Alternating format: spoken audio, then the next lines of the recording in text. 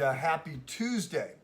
I am praying for you today. I am praying that the love of God, the grace of God extended to you, is going to overwhelm you today in ways that allow you to be someone who's passing on God's love, and somebody who is able even to absorb some pain out of the equation. There's a lot of pain and hurt and wrong and a lot of broken people, and hurt people can hurt people, right? And so the way forward has got to be that we become gospel centric and can help take some of the pain out of the equation so we can move forward. So I'm praying for that for you today. Jesus, of course, is our example.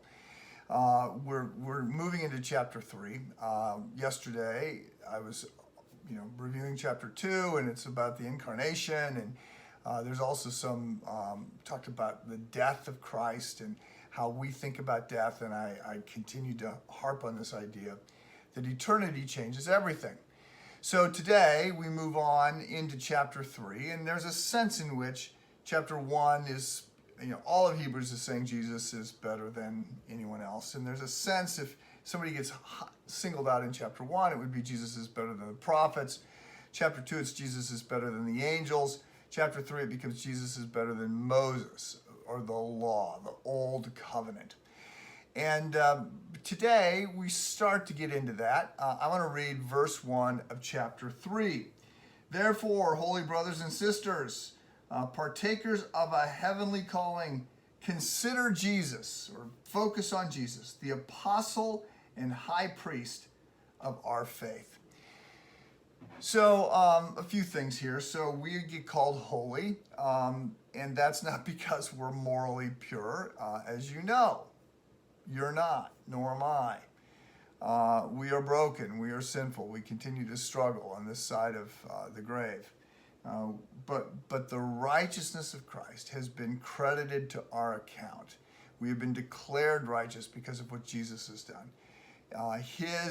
His goodness has been transferred to our bank account, imputed to us. And holy also means set apart. So you have been declared righteous in Christ and set apart for God and for the work of Christ and his kingdom. So consequently, we are to focus on Jesus. Now, this is written to Christians, Jewish believers, so this isn't a call to come to faith, but it's a call to those who are of faith to focus on Jesus. And this is great advice. The book of Hebrews is pastoral advice. It's a sermon. It's not doctrinal. It is doctrinal, but it's not a doctrinal letter as much as it's an ongoing encouragement and admonition for how Christ followers should live and think. And it's going to build, we'll see it sort of build over the course of these 13 chapters and sort of to a symphonic crescendo here at the end. There's an argument, but it's a sermon, and it's here to encourage us. And so part of the way that we are to be encouraged is to focus on Jesus.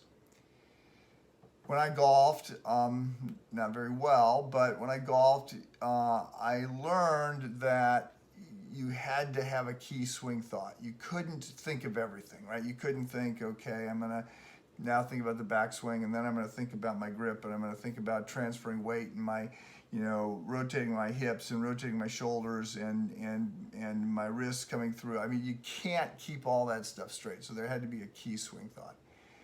So I want to encourage you today. If there's a key swing thought for you today, it is Christ. It is who he is. It is how glorious he is. It is what he has done for you.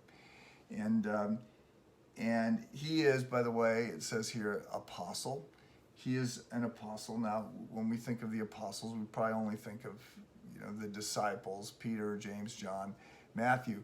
But in fact, Jesus was an apostle. The term has several connotations. One is it refers to those 12. It also refers to those who are doing a pioneering work, a new work. So we'll talk about missionaries doing an apostolic work. Church planters are often doing an apostolic work. And it refers also to those who saw the risen Christ. That's what sort of sets the disciples apart, and also why Paul is considered to be an apostle.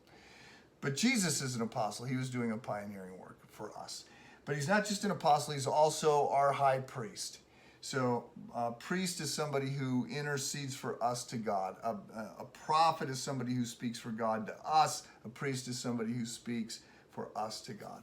Jesus is your high priest, living today, in heaven today, at the right hand of God the Father, advocating for you. That's an amazing idea. Let that be your key swing thought today. You have an advocate, Jesus, an attorney pleading your case in heaven, none less than Jesus Christ, the Son of God. Think about Jesus today.